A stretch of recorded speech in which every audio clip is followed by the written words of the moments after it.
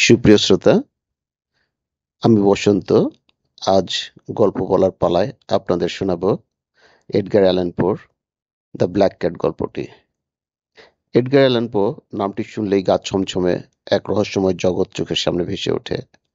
তিনি ছিলেন 19 শতকের আমেরিকার একজন প্রখ্যাত কবি, গল্পকার ও সাহিত্য সমালোচক, যিনি মূলত গথিক, হরর, রহস্য ও মনস্তাত্ত্বিক থ্রিলারের জনক হিসেবে পরিচিত।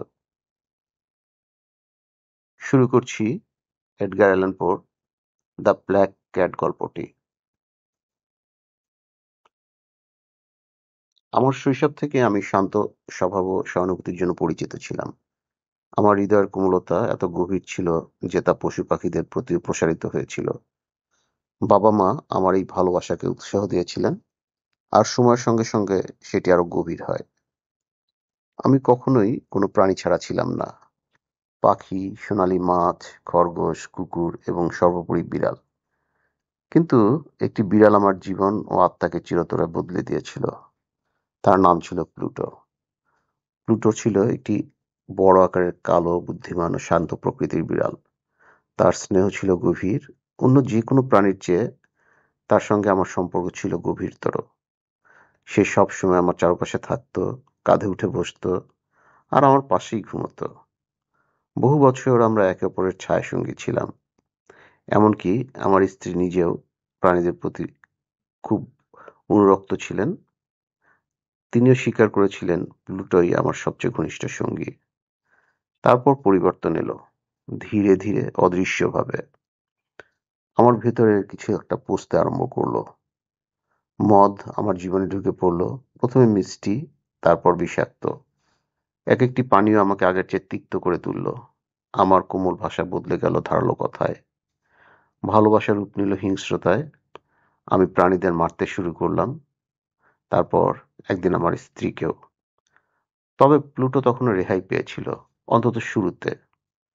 কিন্তু যত আমার আত্মা অন্ধকারে ডুবে যেতে লাগলো, ততই আমার ব্যবহার প্লুটোর প্রতি বদলে যেতে লাগলো। সে আমাকে এড়িয়ে চলত। আমি যদি মাতাল অবস্থায় হাত বাড়াতাম, সে পিছিয়ে যেত। এক রাতে প্রচণ্ড নেশাগ্রস্ত অবস্থায় আমি তাকে ধরে ফেললাম। সে আমাকে কামড়ে দিল। কামড়ের যন্ত্রণা ততটা নয়, যতটা ছিল আমার ভেতর থেকে ফেটে বেরোনো উন্মত্ত রাগ।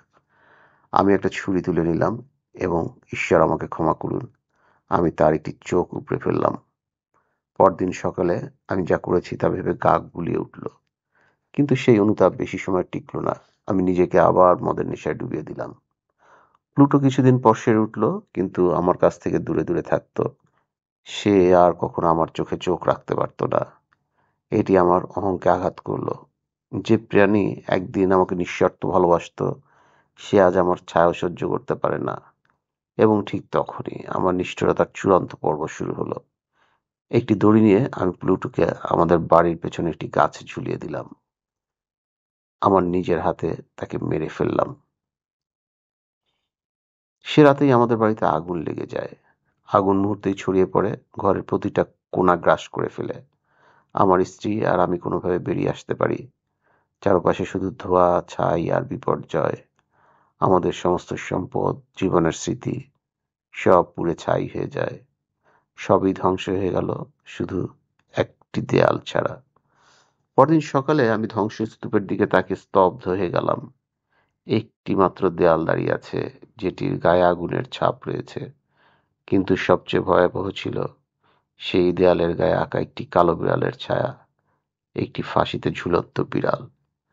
মানুষ ভিড় জমালো, কেউ বিস্মিত, কেউ আতঙ্কিত, কেউ কেউ ক্রুশ করলো, কেউ মাথা নিচু করলো।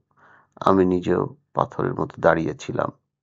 হয়তো কেউ প্লুটোর মৃত্যুর কথা জেনে রসিকতা করেছিল, হয়তো কাকতালীয়ভাবে একটা ছোপ পড়েছিল এমন। কিন্তু আমার হৃদয় জানতো ওটা ছিল একটা চিহ্ন, শাস্তির চিহ্ন। সময় কেটে গেল। আমি নিজেকে বোঝাতে লাগলাম আমার শাস্তি হয়ে গেছে। আমি তো সবকিছু হারিয়েছি, বাড়ি, সুখ, সম্মান। এবার নিশ্চয়ই সব শেষ। কিন্তু স্মৃতি শেষ হয় না, এবং বিবেক কখনো ঘুমায় না। একদিন রাতে একটা পানশালায় আমি দেখি একটা বিড়াল ঘোরাফেরা করছে, একেবারে প্লুটোর মতো, কালো, বড়, উজ্জ্বল চোখ, শুধু একটাই পার্থক্য, তার বুকে একটা সাদা দাগ। সে আমার দিকে তাকিয়ে থাকলো, তারপর ধীরে ধীরে এসে আমার পায়ের কাছে ঘষা দিতে লাগলো। আমি তাকে ঘরে নিয়ে এলাম। প্রথম দিকে আমি খুশিতে ছিলাম, স্ত্রী বিড়ালটিকে খুব ভালোবাসতে লাগলো। আমি চেষ্টা করলাম আগের স্মৃতি ভুলে যেতে, কিন্তু কিছুদিনের মধ্যে অনুভব করলাম এই বিড়ালটিও যেন আমাকে অনুসরণ করছে, ঘরের প্রতিটি কোণায় আমার উপস্থিতির অপেক্ষায়। সে আমার চোখে চোখ রাখতো, আমার বিছানায় উঠে বসতো, আমার ছায়া হয়ে দাঁড়াতো। এবং তারপর সেই সাদা দাগ, যা একসময় নিরীহ দেখাতো, তা এখন ধীরে ধীরে ফাঁসির দড়ির আকৃতি নিতে লাগলো, আমার গায়ে কাঁটা দিয়ে উঠত। আমি চেষ্টা করলাম তাকে তাড়াতে, ধাক্কা দিলাম, একদিন লাথিও দিলাম, কিন্তু সে পালিয়ে যেত না। আমার স্ত্রী বলল, ও তো শুধু একটা বিড়াল। কিন্তু আমি জানতাম এটা শুধু বিড়াল নয়, একটা অভিশাপ, আমার অতীতের ছায়া। আমি তাকে ঘৃণা করতে শুরু করলাম। প্রতিটা দিন তাকে দেখলে আমার রক্ত গরম হয়ে উঠত। তার উপস্থিতি আমাকে কুরে কুরে খাচ্ছিল। সেই বিড়ালই যেন বলছে, তুই প্লুটোকে মেরেছিস, আমি তোর বিচার করব। ঘৃণা ক্রমে উন্মাদনায় রূপ নিল। তারপর এক সকালে আমি ও আমার স্ত্রী একসঙ্গে নেমেছিলাম ঘরের নিচতলার গুদামে। আমি কিছু কাজের অজুহাতে সেখানে গিয়েছিলাম, কিন্তু হৃদয়ের গভীরে ছিল অস্পষ্ট এক অশান্তি। অভ্যন্তরের ঘূর্ণি যেন বাড়ছিল। সেই বিড়াল, হ্যাঁ, সেই অভিশপ্ত বিড়াল আমার পায়ের নিচে এসে ঘুরপাক খাচ্ছিল। হঠাৎ করে আমি হোঁচট খেলাম। এক মুহূর্তের জন্য মনে হলো ও ইচ্ছে করেই আমায় ফেলে দিতে চায়। আমার রাগ জ্বলে উঠল। আমি গুদামের দেয়াল থেকে একটা কুঠার তুলে নিলাম। সেই মুহূর্তে আমার একমাত্র ইচ্ছা ওকে শেষ করা। আমি কুঠার তুলতেই আমার স্ত্রী ঝাঁপিয়ে পড়ল। না, না, এটা করো না। তার কণ্ঠে ছিল আতঙ্ক, আশ্চর্যের মিশেল। কিন্তু আমার ক্রোধ তখন থামবার নয়। আমি সেই কুঠার ফিরিয়ে আনি আর আমার স্ত্রীর মাথায় আঘাত করি। সে সঙ্গে সঙ্গে মাটিতে লুটিয়ে পড়ে, নিঃশব্দ, রক্ত গড়িয়ে যেতে থাকে। আমি স্তব্ধ হয়ে তাকিয়ে থাকি। তারপর বাস্তবতা ধীরে ধীরে আমায় গ্রাস করে। আমি তাকে মেরে ফেলেছি। আমি জানতাম এটা গোপন করতে না পারলে আমার সব শেষ হয়ে যাবে। তখনই মাথায় আসে একটা ভয়ঙ্কর বুদ্ধি। গুদামের দেয়ালের এক কোণে পুরনো চিমনির ধ্বংসাবশেষ ছিল। আমি বুঝলাম সেটি ফাঁকা, আর সেটাই হবে আমার গোপন কবরস্থান। আমি একটানা কয়েক ঘন্টা ধরে সেখানে স্ত্রীর মৃতদেহটা ইটের দেয়ালের পেছনে চাপা দিয়ে দিই। প্রতিটা ইট নিজ হাতে গেঁথে দেয়ালটি এমনভাবে তৈরি করলাম যেন কেউ বুঝতেই না পারে। সব শেষ হলে আমি আত্মতুষ্টিতে ভরে উঠলাম।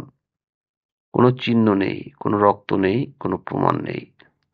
আর সবচেয়ে আশ্চর্যের ব্যাপার, বিড়ালটা উধাও।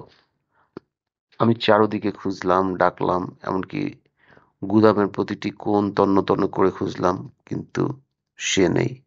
মনে হলো যেন সে এই হত্যার সাক্ষী হয়ে নিজেই পালিয়ে গেছে। আমার বুক থেকে পাথর নেমে গেল। আমি মুক্ত।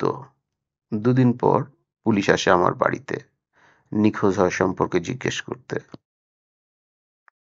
আমি স্বাভাবিক থাকার অভিনয় করলাম, হাসলাম, চা অফার করলাম, বাড়ির প্রতিটি ঘর ঘুরে দেখালাম। তারা কিছু পায়নি।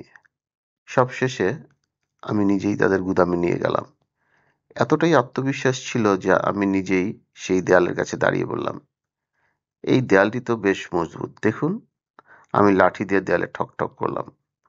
সেই মুহূর্তেই একটি শব্দ, একটি আর্তনাদ, গভীর, ভয়ঙ্কর, এমন এক চিৎকার যা মানবীয় নয়, অথচ প্রাণবন্ত।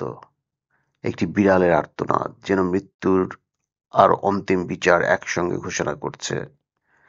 পুলিশ অবাক। তারা তৎক্ষণাৎ দেয়াল ভাঙতে শুরু করলো। ইট সরাতে লাগলো একে একে। ধুলোর ভিতর থেকে বেরিয়ে এলো আমার স্ত্রীর মৃতদেহ। সে এখনো দাঁড়িয়ে, যেন কোনো অদ্ভুত ভঙ্গিতে বাঁধা। আর তার মাথার উপরে বসে আছে সেই কালো বিড়াল। তার চোখ রক্তের মতো লাল, দৃষ্টিতে ছিল জয়গান। সে সেই সময় থেকেই আমার স্ত্রীর সঙ্গে দেয়ালের ভিতর বন্দী ছিল।